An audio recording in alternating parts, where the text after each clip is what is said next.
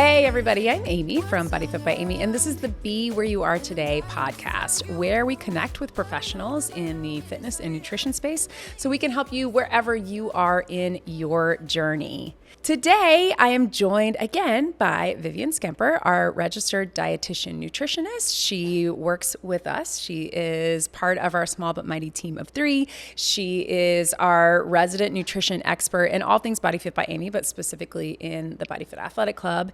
And we recently did a podcast where I asked questions to Vivian, and these were all of the common nutrition questions that she gets and I get around nutrition in the perimenopause and menopause and post-menopause phases of life. This is something we've been talking about a lot, especially as we're preparing to launch the second part of our Unpause focus group over in the BodyFit Athletic Club, and just something that we're getting from many of you in this community who, like me, maybe you're in your 40s, late 30s, 50s, or beyond, and are experiencing a lot of the symptoms and changes of perimenopause or menopause. We decided to split this podcast into 2. If you missed the one that we did about nutrition, it is linked below. Please check that out. And today I'm going to be tackling common fitness questions surrounding menopause and perimenopause and beyond. So Vivian is here. She is going to be the interviewer. We're flipping sides, and we'll be asking me some of the common fitness questions that I get. So welcome, Vivian. Thank you for having me. I am very excited to be the one that gets to ask the hard, big, important questions today. Are you ready? I think so. I'm ready. Okay. All right. Let's do it. So let's kick it off with, why does the body change so much during menopause? Or why do we gain weight? Why is weight loss harder? Okay, this is probably, I would say for both of us, the number one question that we get.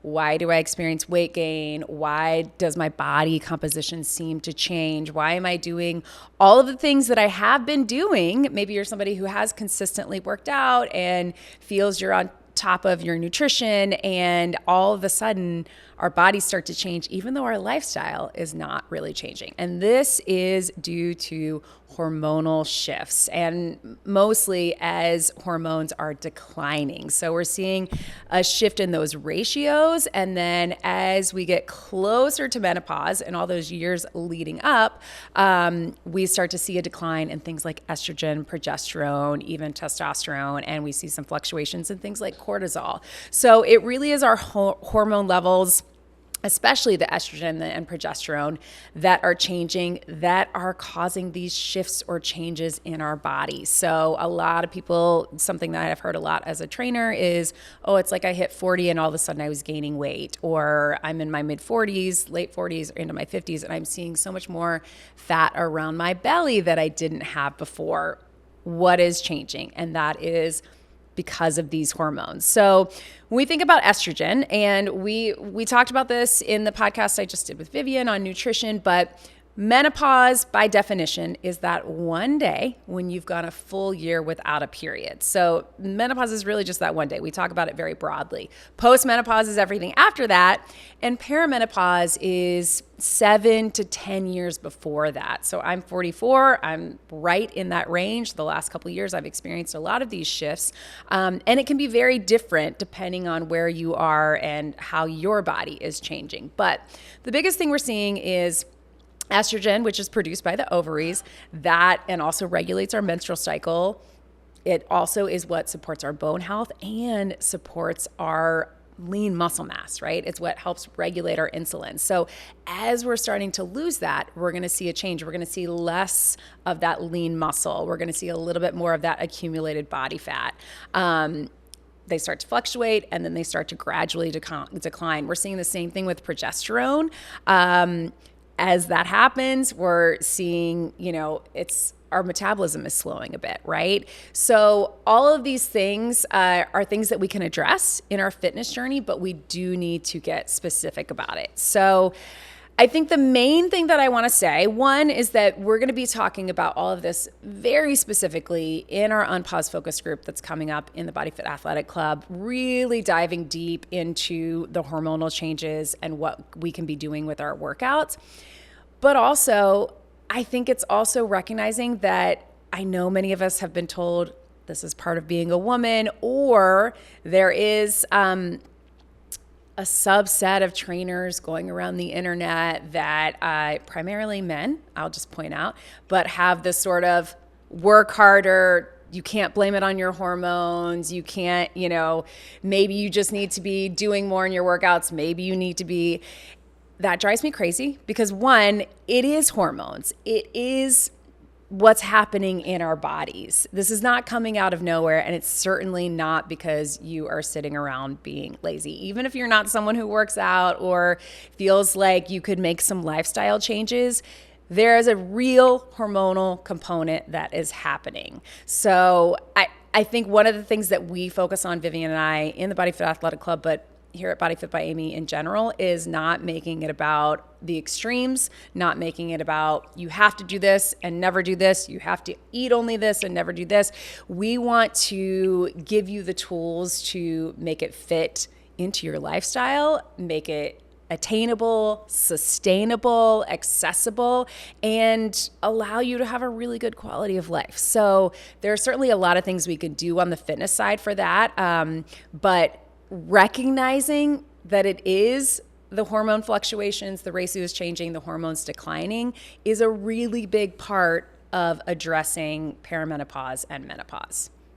Wow, that was an amazing response. And as you were talking, it got me thinking about so this weight gain phenomenon, right? And I also love those trainers. They're so much fun when they're just like, you just got to try harder and it's not your hormones. It is the hormones. But it got me thinking about there's also a subset of women, it seems like, that are doing all of the things, but they are using the scale at home as the measure. So let's say somebody is being very proactive about this perimenopause business, and they're like, hey, I'm doing the strength training. I'm focused on my fiber. I'm focused on my protein. I am doing all of the things. And yet that number is going up. I'm stepping on the scale at home and that number is going up. Could there be a situation here where this person or this subset of women, could they be experiencing body recomposition, which I would think is something we want to see? And also, would you ever then recommend a different type of, like a DEXA scan or another type of body composition analysis to see what is actually happening? Is it truly fat gain that's happening? Yes, this is a great question because I think first and foremost, this is something that Vivian and I both say, ditch the scale. Throw away the scale. It is not a good measurement of your progress, but even of what's happening in your body. We as women have been taught to use the scale from the time we're little. We learn that it's about a certain number, it's about a certain size, and a lot has changed in the fitness and nutrition, worlds on how we approach body image and size as a metric versus, healthy behaviors. But ultimately, the scale is not going to give you an accurate reading of what is happening in your body. One, because it can fluctuate so much according to water weight, sodium intake, according to what time of day you worked out, when you just ate, things like that. There are so many things. But also, I think we're not counting on the fact that as we gain muscle, everybody's heard this by now, that, a muscle weighs more than fat, which is, a pound is a pound, but they're going to look very, very different because of density. So it is a good idea. If you want something to go by, I love a DEXA scan. There are more ways to do this than there used to be, I think, especially with the rise of weight loss medications, because obviously muscle mass is something that is so important when you're on these medications. So there are more ways than, it used to be you had to go to a special lab or it was harder to get, but now you can schedule one. You may even be able to have your doctor order it, but it's a great way to really look at what's happening in your body. And you may be surprised that you're doing all the right things and you are getting stronger. And you also, something that I've done over the years with clients, my in-person clients, is measurements and body fat testing. It's not my favorite thing anymore because I think as a trainer, I've evolved away from just using any size as a metric. I would rather us just focus on how we feel and what we're doing in our workouts.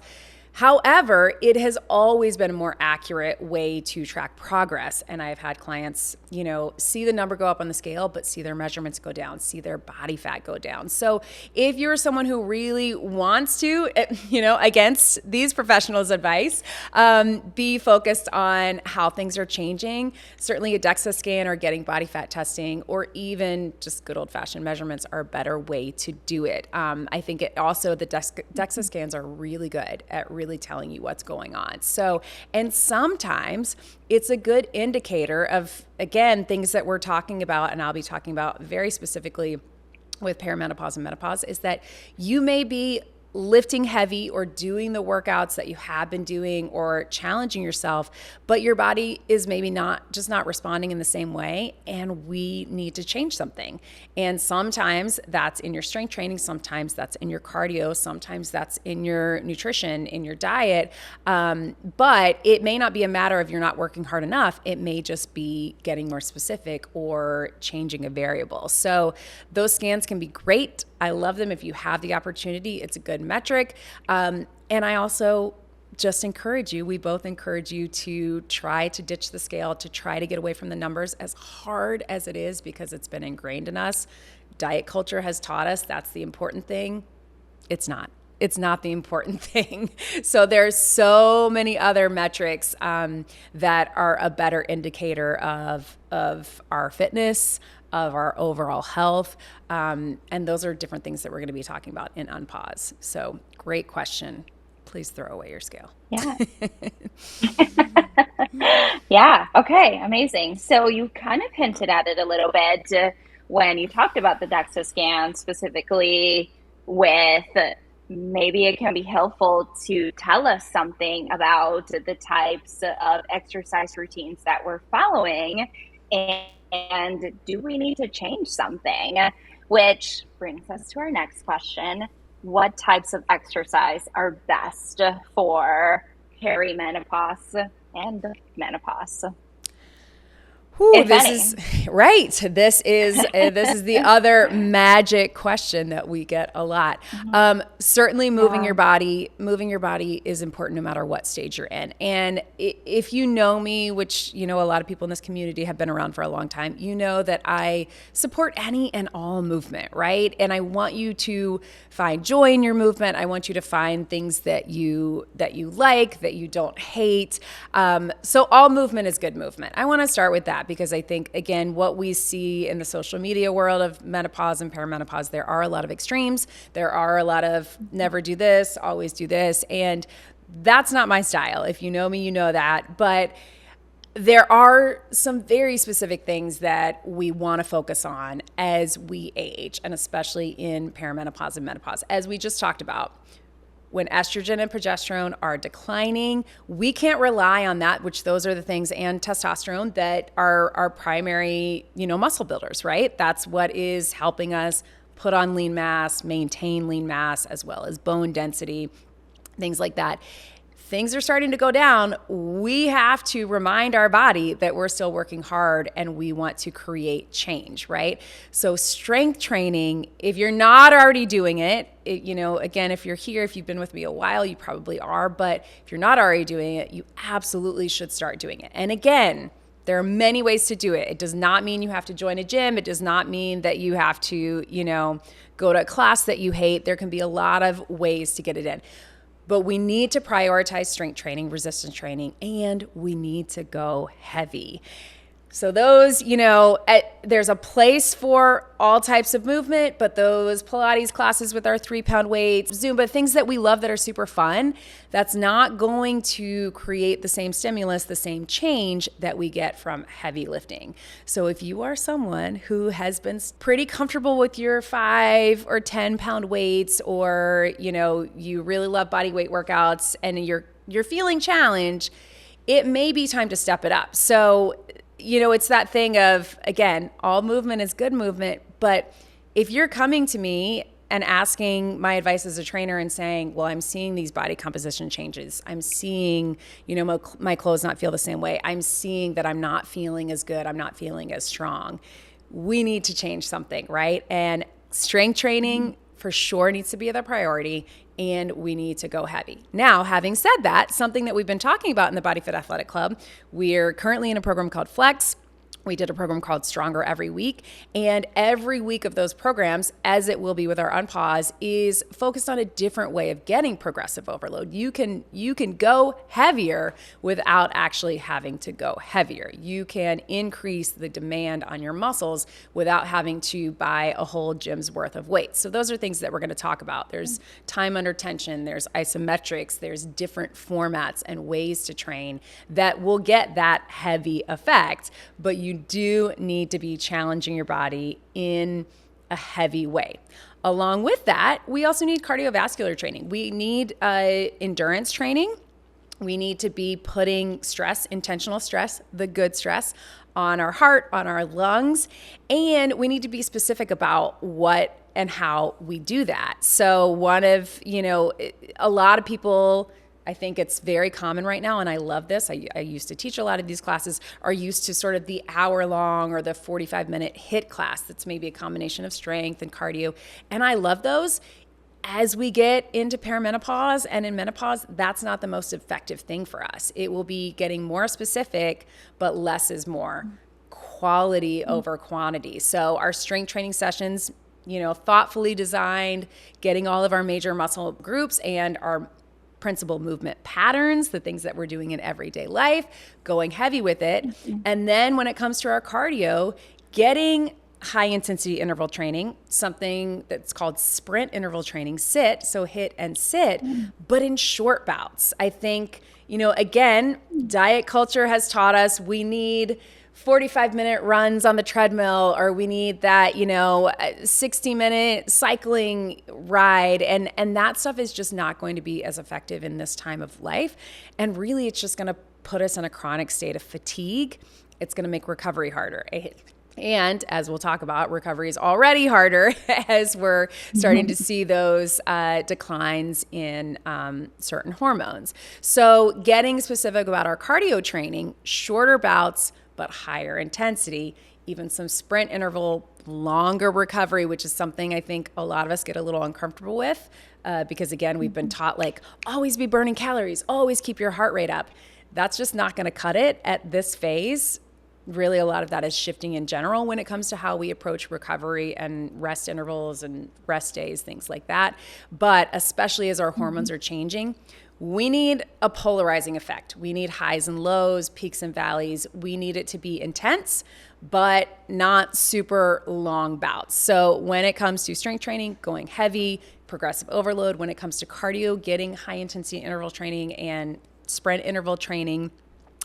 There is a place for, your endurance cardio if you are someone who loves to take long walks or go for jogs, but we want to be specific on how we're approaching that and the duration of that. And then, of course, mobility would be the last thing. I think, mobility, again, is important for everybody, but as we're seeing those changes in hormones, we're going to feel more of that joint stiffness, right? We're going to feel a little achier. There are certain things that we're going to be talking about in the Unpause group. Frozen shoulder is super common in perimenopause and menopause. And we're at a little higher risk for injury because we're losing estrogen, which directly affects our bone growth and our bone density. So really prioritizing mobility, can be really helpful for that. It's just going to help us move well, and that's also going to aid in our strength training and our cardio. And then the last thing I would add is, of course, recovery. Maybe you're like me and you had that no days off mentality for a long time, or you feel like, oh, rest is unproductive. Rest is absolutely productive. And when it comes to how our body is recovering from those heavy strength training sessions or high intensity cardio sessions, we need the recovery to make them effective. We need recovery to stimulate that muscle growth and that bone growth. So making sure that you're getting recovery, and that's both within the workouts and within your weeks and your months. So Actually, there's a few things there that you mentioned that got me thinking. And as you talked about HIT and the no days off and strength training, I feel as a dietitian, I hear it kind of from the side of my clients and the body fit community, right? And they're like, there's so much noise. And there's the do HIT. No, don't do HIT. Cortisol. Do cardio. No, don't do cardio. It's bad for you. Stress. Okay, don't do it. Strength training. Well, but Pilates.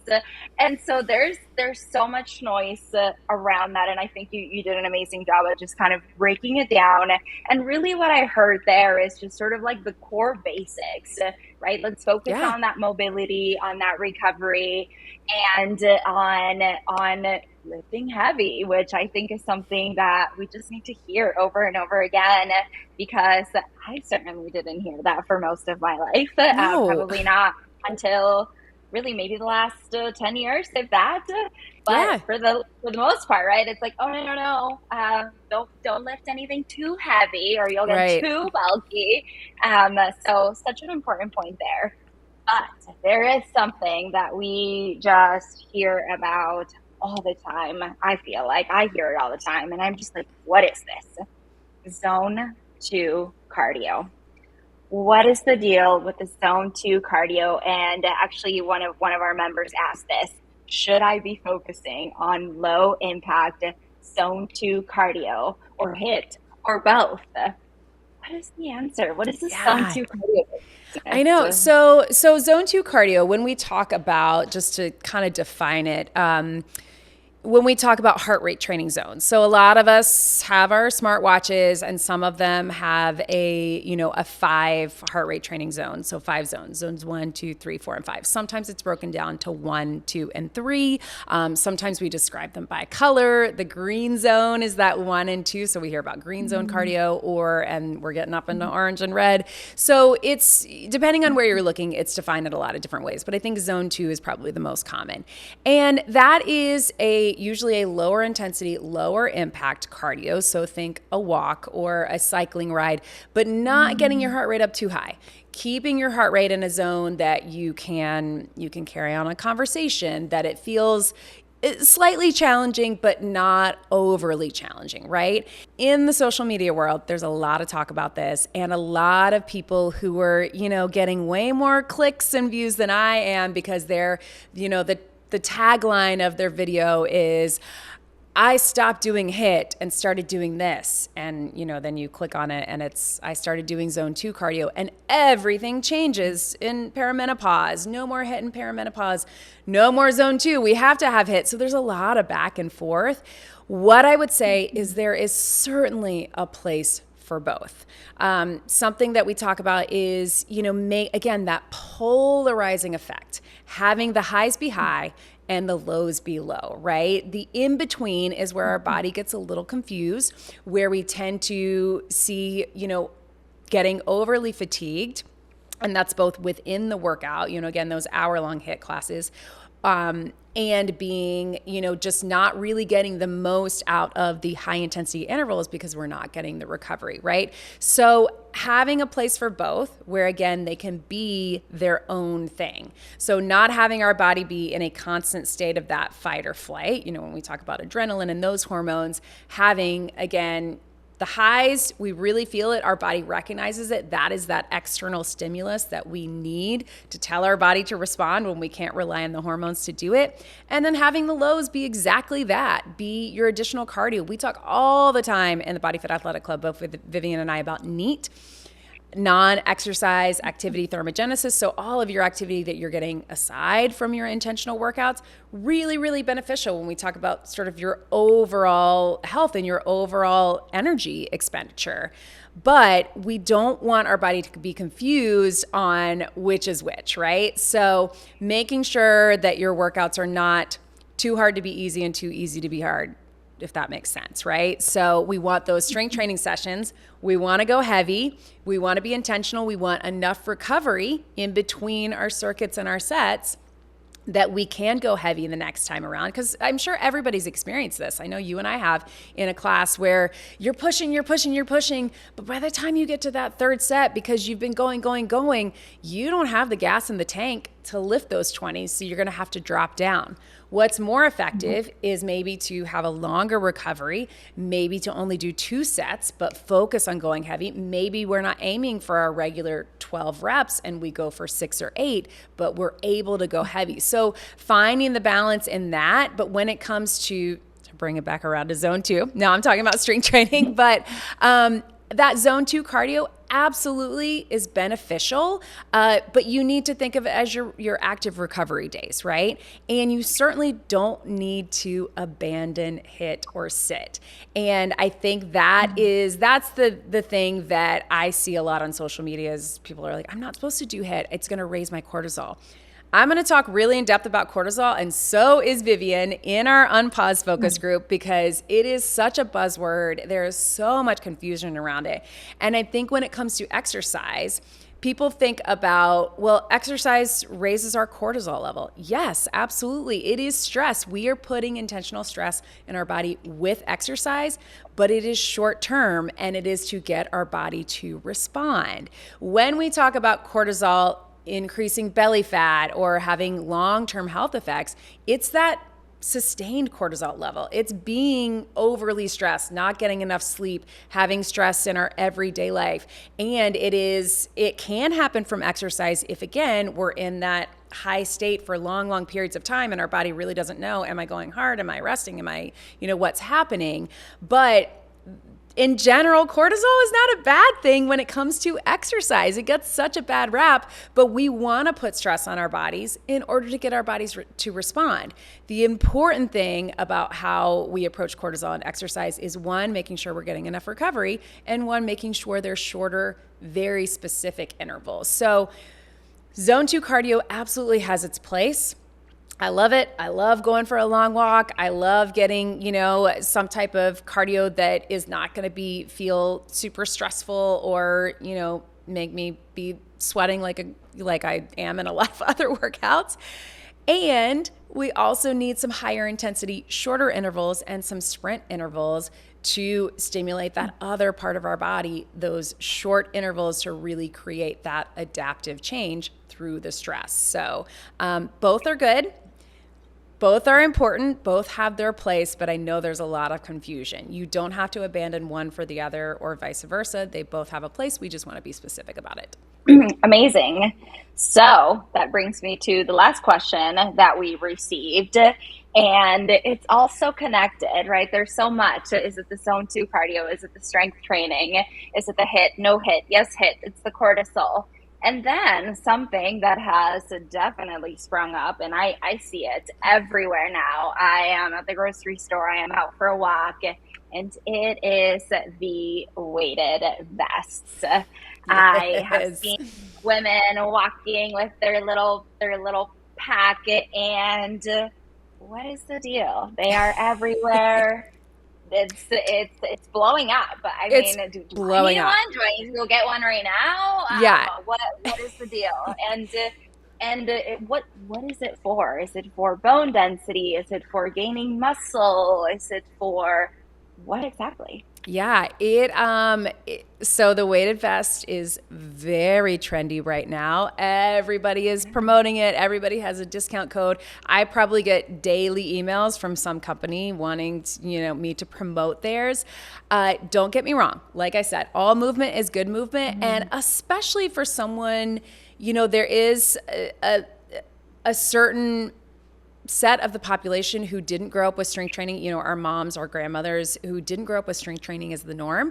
And they're a little, apprehensive. 1, because as much as we tell them you're not going to get bulky, it's very different for them. And again, our moms and our grandmas learned as exercise was about being thin, right? What's the other benefit? And now we know so much more. There's so many other benefits. That should be the last reason to exercise, right? But if it gets people of that age or of that set who, maybe have been a little resistant to, pun intended, I know you love a good pun, a little resistant to resistance training, I think it's a good thing. And it cannot replace regular strength training. So the main claim about weighted vest, and again, this is one of my main topics we do in the BodyFit Athletic Club. We do Nutrition Tuesday. Vivian covers a topic. Workout Wednesday, I cover a topic, and then we're talking about things throughout the week. This is one of my main topics, and I'm going to really break it down in terms of the weighted vest. But the main claim is that it improves your bone density. I will say the research is, not super strong on that of the weighted vest on its own. So it cannot replace your regular strength training. The other thing that I worry about is if you were someone who is deconditioned, if you were someone who hasn't exercised or done strength training regularly, strapping on something, and some people are ordering, 30, 40 pounds right off the bat, strapping on something onto your body that isn't used to strength training and then going out and walking, that can affect your gait. That can affect how it is putting pressure on your spine. If you don't have already some core control or some core strength, it can put a little pressure on our posture. So just things to think about. If you're going to get one, certainly start low weight, especially if you've never done any strength training. And know that you need to be doing regular traditional strength training. The other big thing about walking is it is in the sagittal plane, it's walking, it is one direction. We have to be training in multi-directional movements, right? We have to be training in all planes of movement, all planes of motion, because we move in all planes of motion in life. So if you're counting on just a walk with a weighted vest to improve your bone density, that's not going to help you when you're accidentally pushed to the side and you have a knee injury or a hip injury, or you have to reach down and pick something up on the diagonal and the transverse plane, right? So I know I'm using a lot of trainer words, planes of motion, things like that, but it's so important that we get the strength training, the resistance training in all the different ways, in all the different movement patterns, our hinges, our squats, our pulls, our pushes. It can't be just about the weighted vest. Again, it's a topic that I'm going to cover in depth because it is so trendy. I think they can be very helpful in a lot of ways, so please don't get me wrong on that. I'm not anti-weighted vest. I just think it can't be the only thing you can do and expect your bone density or your muscle fiber to change. We have to be strength training. We have to be doing the other things. And if you're newer to exercise, you want to be a little bit careful on how you start with a weighted vest. Again, start low, start slow, and make sure you're doing the other exercise to support your body wearing that weighted vest. But great question. So trendy. Yeah. So as you're talking, I college student here for many years, a couple degrees later, right? But Yeah. I had my fair years of carrying really heavy backpacks. Is that essentially what a weighted vest is? Like, can I just grab a backpack and put some school textbooks You and absolutely could. no. I know. I think about all that, my kids are about to start school, and I think about all the time when you see these kids with these huge backpacks, right? And that, again, you were a student for many, many years of your life. We all were, right? But yes, that is one thing that you can do. And that is a trick that, people who train for endurance races and the Ironman and things like that, they'll put chains in a backpack. And it's the benefit to the weighted vest is that it's evenly distributed. So you're not just having it on your back, pulling you back, which could create something we talk about a lot with core, rib flare. It could create, a change in your spine, either an anterior, posterior pelvic tilt, either arching your back or rolling forward to carry it. So it's not my first recommendation, but it is a hack, right? It is instead of spending the money, you could just put some things in a backpack. Again, you want to make sure that you have the core strength and support and the upper body strength, posture, alignment, things like that, to support that added weight. So, that is, I think that's the big selling point of the weighted vest is it's evenly distributed. They're a little bit easier to put on. It doesn't feel like you're carrying something heavy on your back. But when you think about it, we all had a lot of years of a weighted vest on our back, right? As students. Yeah. All right. And then to wrap it up, so last question, and probably one of the top questions. What about the dreaded meno belly? What exercises can you do to target belly fat? Yes, something you and I both get, right? Because people ask, what can I be Yeah. eating? What exercises can I be doing? One, I don't love that term. We're certainly using it, and like, because there's another one that's called menopause. I hate terms like that. But yes, belly Yeah. fat, specifically visceral fat, is super common as, we get into perimenopause and then specifically menopause. That's probably the main complaint I hear as a trainer of like, all of a sudden I have an extra layer around my belly and I don't know where it came from. So visceral fat does tend to accumulate a little bit more. And that's just because we're more sensitive to the insulin changes. Again, cortisol, which again, not necessarily a bad thing, but it can be if it's, long term. And then again, just losing estrogen, losing testosterone. So we do see more of that. It's something you and I are going to be talking about a lot in the Unpause Focus group because again, fiber is super important. Protein's really important. In terms of exercise, it is not, I think most people are aware by now that you can't spot train because most of us trainers say that. So it's not doing a whole bunch of crunches or doing a bunch of planks. It's certainly also not overdoing the cardio and really restricting calories, like really, cutting out things, going very low calorie, very high cardio. That again is just going to exhaust your body and not have the intended effect. Overall strength training is what's going to do it. So yes, a lot of core strength training, and we just, we tend to do a lot of that in the BodyFit Athletic Club. We had our whole hardcore. If you've known me for a while, I love core training. So that deep core training, all of those things are still going to be as important. But overall strength training and like we talked about, going heavy is what is going to help with that visceral fat. And that is because of the hormones that are released. So strength training, we're getting growth hormone is probably the biggest one that's released in intense training. So again, those big muscles working hard, those compound movements that we do, squats or deadlifts or rows or, push and pull, we're going to release more of that growth hormone, which is going to mobilize the fat from fat cells. It's going to help us use that for energy. It increases the lipolysis, which is actually our breakdown of fat. And again, that visceral fat that we talk about, it's often referred to as being more dangerous because it's around the organs.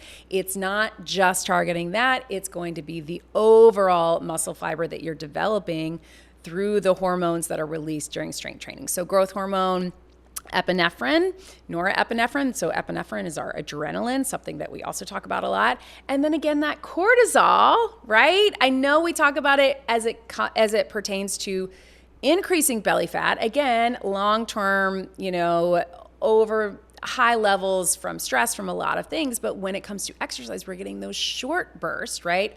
Those, are temporary increase in cortisol. That is also going to help with the overall fat burning process. So energy mobilization, the things that we talk about are systems. So overall strength training is going to be your best defense against belly fat. Certainly nutrition also plays a big role when it comes to that visceral fat. And that, again, is something that Vivian is going to be addressing in Unpause. But I think what I see is a lot of people thinking it's about really going for it on the cardio or just really restricting their diet. And really, it's a combination of nutrition. It's a combination of, yes, getting that cardiovascular training, but also recognizing that strength training is not just about building muscle or maintaining lean muscle. It's not even just about, what we know, which is that more muscle equals better metabolic health. It's also about the fact that as we're strength training, we are releasing hormones that are also going to be really, really helpful in targeting that visceral fat. So, something that you always do when you have guests is you ask them about where they are. So, where are you today in your own journey? Great question, because I am right there with many in this community. I just turned 44, and as I talked about the last couple years, I feel like I have experienced some of those changes of perimenopause kind of creeping in. Certainly feeling like I don't recover as well, and I can't put on muscle as easily as I used to. I don't think anything drastic on the physical side, but I'm starting to really notice, and it has been a journey for me as I've gotten more education and, connected with so many people in this community who are in the same phase of recognizing, one, that again, I've been working out for years. It's been my job for 20 years and I've loved it, but I do have to make some of my own changes. So I am trying to go heavier, which is, sometimes I tend to go a little lighter, keep it heavy, but in the medium range for workout videos, because I'm always a little bit worried about, what if it gets too heavy? What if I have to drop down in the middle of the set? But I think I found from our BAC members that they really appreciate the realness of that, of I'm just right there with them. I'm trying to go heavier, and maybe halfway through the set, or maybe on the second set, I might have to drop down, but this is what it's about, creating that external stimulus, because my body can't rely on the hormones like it used to, and that will continue to change as I get closer to menopause. So going heavier. Also, I did used to be somebody who loved those long cardio sessions of, HIIT or running or cycling or things like that, and focusing more on HIIT and sit, but shorter intervals. And the one that probably is hardest for me is prioritizing recovery. There are some days that a workout or, even like an active recovery doesn't fit into my schedule, but the intentional, I worked out really hard yesterday. I need this rest day because I know it means I'm going to come back stronger and I'll be more effective in my workout tomorrow or the next day. That's hard for me because, again, I'm used to going all the time, and I really enjoy working out, but I'm definitely rethinking and reprioritizing my recovery. So that's where I am today. Thank you for that question. I love it. I love it. It's amazing.